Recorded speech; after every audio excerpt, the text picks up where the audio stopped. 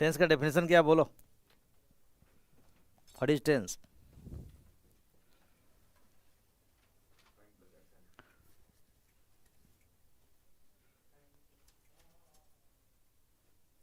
Tense का मतलब time. कितने से मतलब टाइम है?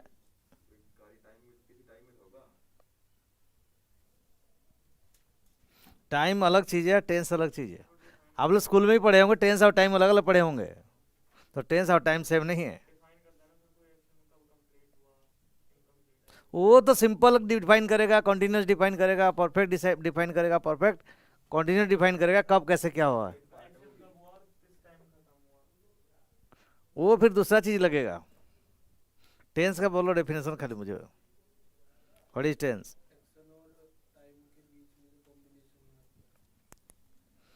टेंस का सही डेफिनेशन है,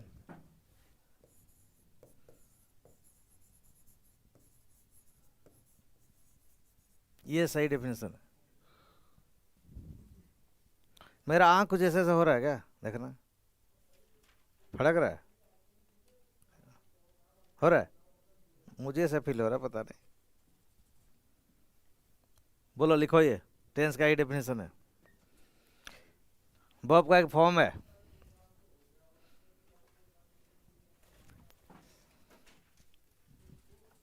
तो जितने दुनिया में जितने भी वर्ब है उन्हीं का फॉर्म होगा टेंस। चलो, गो एक वर्ब है कि नहीं, बोलो। गो का सेकंड फॉर्म क्या है? थर्ड फॉर्म क्या है? फोर्थ फॉर्म है कि नहीं? है या नहीं, बोलो। ये फॉर्म है कि नहीं? बहुत सारे किताब में V4 V5 लिखे हैं दोनों को, वो गलत है। ये वर्ब का कौन सा फॉर्म? ये ये इनको V4 नहीं बोलेंगे, गलत हो जाएगा। इनको बोलेंगे V1 के साथ क्या लगा है? सफिक्स लगा है।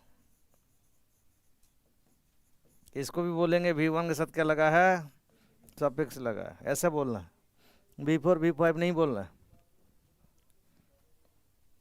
तो वर्ब के 3 फॉर्म फिक्स्ड है। अब बात यह है कि V4 V5 क्यों नहीं है, देखो। इनको V4 और V5 क्यों नहीं बोलेंगे? टू गो, वो तो इन्फिनेटिव हो जाएगा, तो वर्ब नहीं हुआ ना, उसमें कुछ ऐड कर रहे हैं हम लोग। वो इसमें ऐड हो रहा है, इसमें भी ऐड हो रहा है। ठीक है। अब V4 V5 क्यों नहीं है, देखो। V4 V5 क्यों नहीं है? चलो मान लो, तो मैं लिखता हूं इसका। इसका सेकंड फॉर्म बोलो, लव्ड। थर्ड फॉर्म बोलो, लव्ड।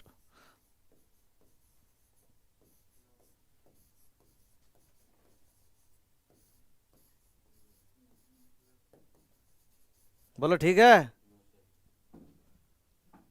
सही है? कौन सा गलत है इसमें से? लविंग कोई वर्ड है या नहीं? वर्ब का कोई फॉर्म लविंग का नहीं है। मतलब कुछ वर्ब का आईएनजी फॉर्म नहीं होता। ठीक है।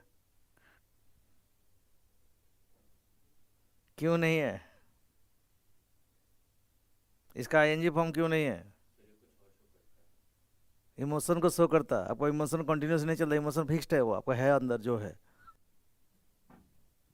तो उनका आईएनजी फॉर्म नहीं हो सकता। सी का आईएनजी फॉर्म हो सकता है कि नहीं? SEE नहीं होगा तो वर्ब नहीं होगा। हो सकता है लेकिन वर्ब, ये भी आईएनजी हो सकता है लेकिन वर्ब नहीं होगा। अब इसका कितना फॉर्म निकला? 4 हो गया। तो यहाँ पे 5 निकल रहा है, यहाँ पे 4 निकल रहा, तो वर्ब का कोई फिक्स्ड फॉर्म नहीं है, 4 या 5 है। तो इसीलिए 4 या 5 के चक्कर में नहीं रहना, ये वर्ब के फॉर्म नहीं है। ये फॉर्म तो नहीं है। बचे कितने? 3। और 3 टेंस होना चाहिए, क्योंकि मैं डेफिनेशन क्या क्या बोला हूँ। तो वर्ब के जितने फॉर्म होगा उतने टेंस होना चाहिए। तो इसको कौन सी टेंस बोलूँ? इसको प्रेजेंट टेंस बोलूँ ना? इसको कौन सी टेंस बोलूँ? इसको फ्यूचर टेंस बोलूं?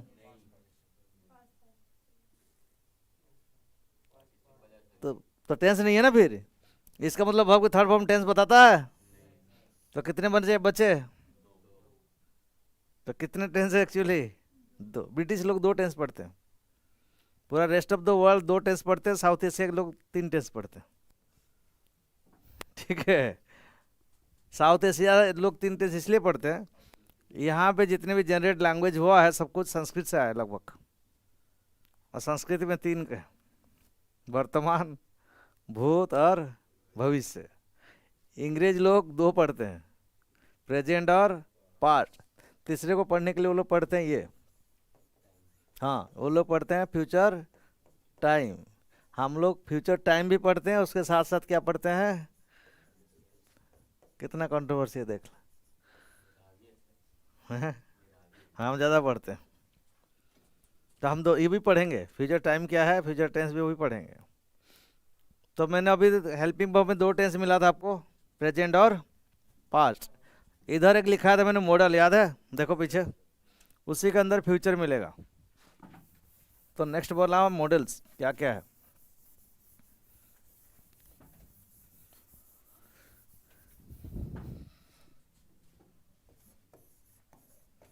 टोटल जो मॉडल्स है वो है 13। इसको दो भाग में बांटना, प्रेजेंट फॉर्म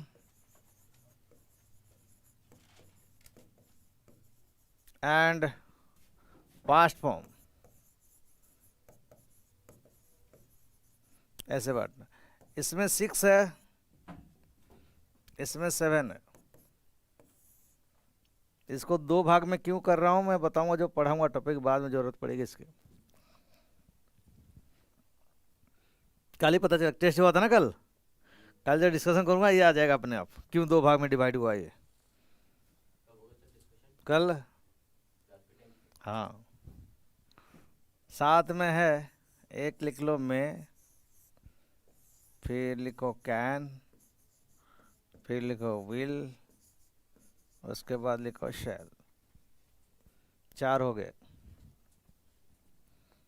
मैं, कैन, विल, शैल। बोलो मैं का पास्ट फॉर्म माइट, कैन का पास्ट फॉर्म कुड, विल का पास्ट फॉर्म वुड, शैल का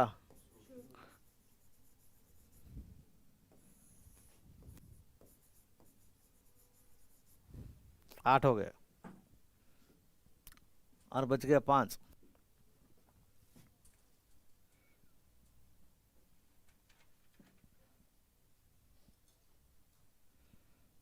यहाँ पे लिखो DON, डन। साइड में थोड़ा लिखना, तो उसका फुल फॉर्म लिखाऊंगा अभी। डी का मतलब है डेयर, DARE। ओ का मतलब है ऑट, फिर उसके बाद टू। एन का मतलब है नीड।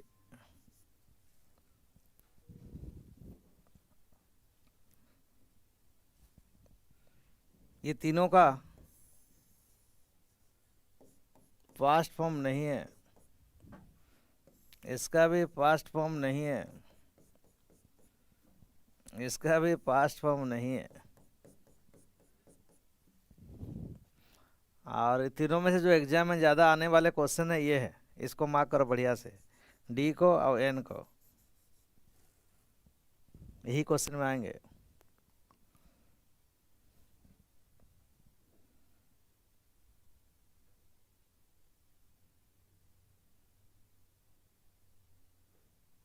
ठीक है। मान लो आप किसको टच कर देते हो, मान लो किसी को टच करते तो बोलेगा या बोलेगी तुमने कैसे हिम्मत की है, उसको कैसे इंग्लिश में लिखेंगे बोलो? हाउ,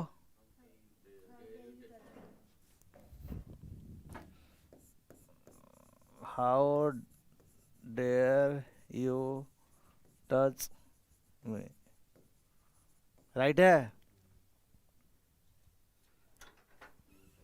राइट है कि रॉन्ग है बोलो। टच कर चुका है या करा है? अभी कर चुका है ना, कर चुका तो एक्शन कौन सा हो गया है? तो पास्ट होना चाहिए था ना फिर, लेकिन इसका पास्ट फॉर्म नहीं है। ठीक है, इसीलिए ऐसे बोलते हैं हम लोग, how dare you. As a helping verb, यहाँ मॉडल का मतलब हेल्पिंग वर्ब है। इंट्रोगेटिव सेंटेंस बन रहा है कि नहीं बोलो। बोलो हाउ के बाद हेल्पिंग वर्ब आता है कि नहीं? देख लो पीछे जाके एक बार, हाउ आया है ना, तो हेल्पिंग वर्ब का काम कर रहा है यहाँ पे। As a helping verb it does not have any second form, इसका सेकंड फॉर्म नहीं है, लेकिन वर्ब के हिसाब से सेकंड फॉर्म है। हेल्पिंग वर्ब के हिसाब से सेकंड फॉर्म नहीं है, वर्ब के हिसाब से है बिल्कुल। तो जब वर्ब का काम करेगा वहाँ पे हम डेयर्ड बना सकते हैं, लिख सकते हैं। तो बाद में पढ़ेंगे डिटेल में कैसे कैसे बनता है वर्ब, हेल्पिंग वर्ब। इंट्रोगेटिव बना तो हेल्पिंग वर्ब हो जाएगा अपने आप। वर्ब कैसे बनेगा बताऊंगा। नीड का भी वही है। तो 8 3 11 हो गया, बच गए 2। इधर लिखो मस्ट, मस्ट का ये वाला फॉर्म नहीं है।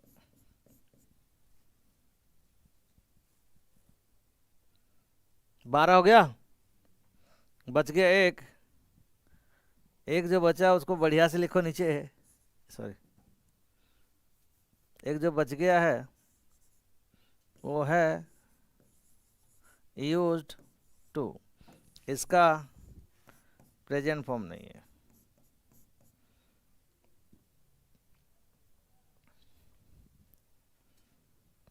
थर्टीन हो गया कंप्लीट। कहीं कहीं पे लिखा है इनको सूडो मॉडल लिखा है, सूडो बुक में लिखा है, मतलब एक्चुअल रियल में मॉडल नहीं लिखा है उनको। अब मैंने बोला मॉडल सारे फ्यूचर टेंस बनाते हैं। टोटल 13 में से 12 को अलग करो, 13 में से 12 को अलग करो। इनको एक को छोड़ के, यूज टू को छोड़ के सबको अलग कर दो।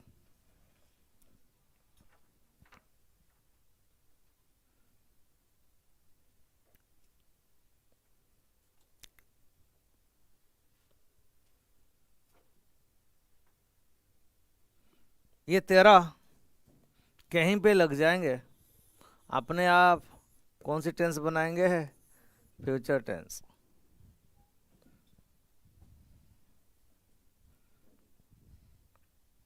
और ये अकेले लास्ट वाला कहीं पे गलती से लग जाएगा, कौन सा टेंस बनाएगा? लिख लो बढ़िया से इसको, इस ग्रुप में अलग है ये, इसीलिए क्वेश्चन आता है एग्जाम में।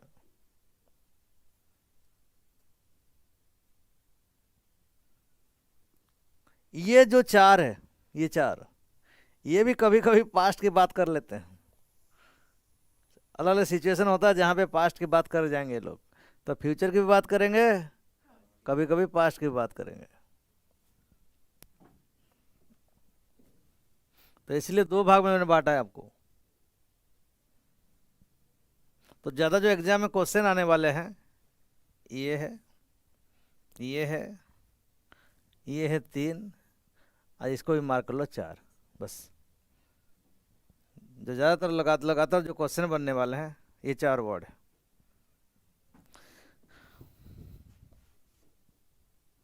तो तीनों टेंस मिला।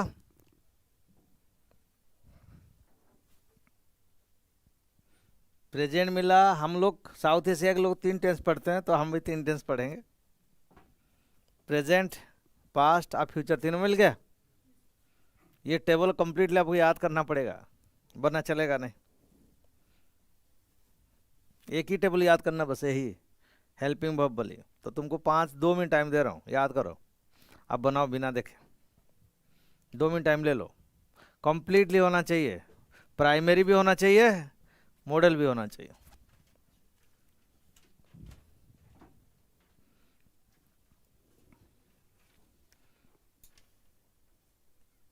टेक योर टाइम, आराम से लो, 2 मिनट में याद होना चाहिए बिल्कुल completely, primary and model both.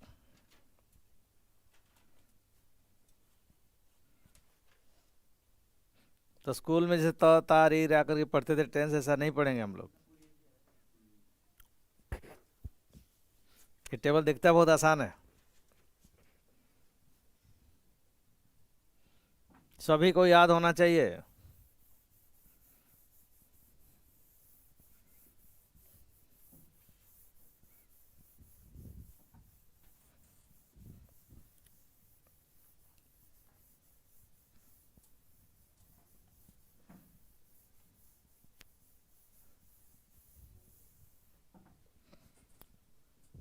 बिना देखे बनाओ, कोशिश करो।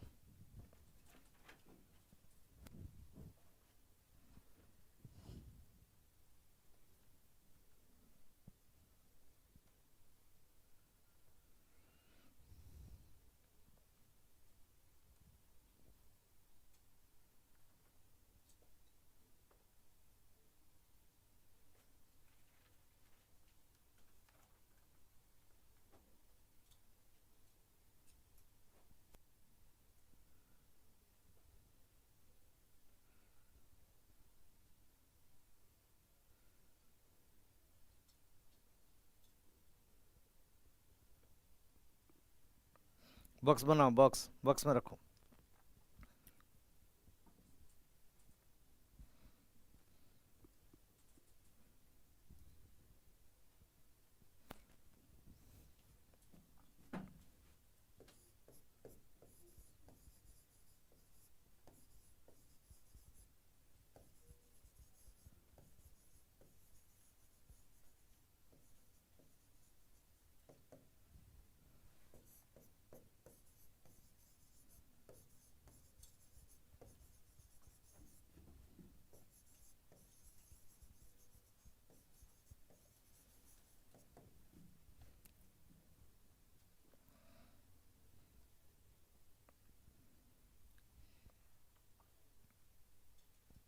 टिप्स में होना चाहिए मॉडल्स में might can could will would shall should, 8 हो जाएंगे। फिर उसके बाद डॉन, उसके बाद राइट साइड में 2 मस्ट आई यूज टू।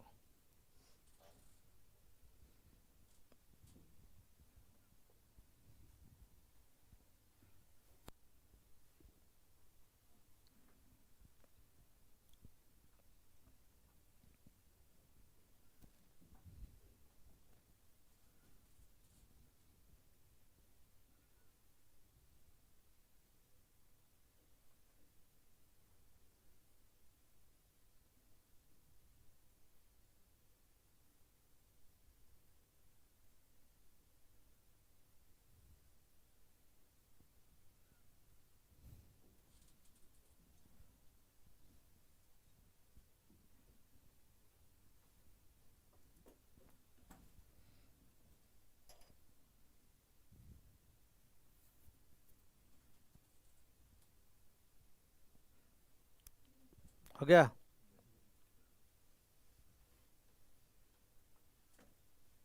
बोलो ये दोनों सेंटेंस राइट है कि रॉन्ग है? दोनों सेंटेंस राइट है कि रॉन्ग है, या कोई एक राइट है एक रॉन्ग है? ऊपर वाला राइट है कि रॉन्ग है? राइट है। नीचे वाला है? तो नीचे वाला दोनों गलत है? बोलो। ऊपर वाला सही है, नीचे वाला गलत है। हाँ बोलो। दोनों सही है, बोलो। सही है। नीचे वाला? आप लोग पीछे वाले? सही है। नीचे वाला गलत है। अच्छा। हैज और हैव के साथ वर्ब का कौन सा फॉर्म लगता है, बोलो? पक्का? पक्का लगता है? तो हैड के साथ भी वही होता है, हाँ या ना? ऐसे होगा। अगर ये हेल्पिंग वर्ब हुआ और ये भी हेल्पिंग वर्ब हुआ, ये हेल्पिंग वर्ब होंगे कि नहीं होंगे? दो हेल्पिंग वर्ब सेंटेंस में कभी नहीं आ सकते। इसका मतलब ये लोग क्या किसका काम करेंगे? मेन वर्ब का। तो इनके बाद ये थर्ड फॉर्म है कि नहीं? ये थर्ड फॉर्म है कि नहीं? तो दोनों सही है। दोनों सही है। ठीक है, बोलो हेल्पिंग वर्ब हो गया सबका, पक्का। अब देखो क्या होगा हेल्पिंग वर्ब होने के बाद। Is he watching a movie, question mark. बोलो सेंटेंस स्टार्ट्स किस में हुआ है? हेल्पिंग वर्ब से। खत्म किस में हुआ है? सही है, फिर सही है सेंटेंस, है ना सही? ठीक है, कौन सी टेंस में है सेंटेंस? सेंटेंस का टेंस जानने के लिए आपको कुछ नहीं करना है, एक वर्ड को देखना बस, एक सिंगल वर्ड को, चाहे कितना बड़ा सेंटेंस हो, सिंगल वर्ड या तो हेल्पिंग वर्ब होगा मेनली, नहीं होगा तो क्या होगा? ज़्यादातर केस में आपको हेल्पिंग वर्ब ही मिलेगा। खाली सिंपल प्रेजेंट सिंपल पास्ट दो है जहाँ पे बिना हेल्पिंग वर्ब से भी सेंटेंस वर्ब में हो जाएगा, बाकी सब में हेल्पिंग वर्ब ही चाहिए। तो एक चीज़ आपको बता जाएगा सेंटेंस का टेंस कौन है, इसमें कौन बता रहा है सेंटेंस का टेंस कौन है? इज बता रहा है, ठीक है। इसको हटा भी दूंगा तब भी इज बता रहा है, देखो टेंस, तभी बता रहा है टेंस।